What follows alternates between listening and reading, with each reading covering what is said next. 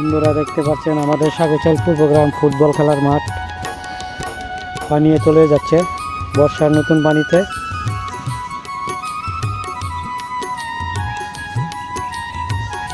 বর্ষার নতুন পানিতে পানি চলে যাচ্ছে ফুটবল খেলার মাঠ।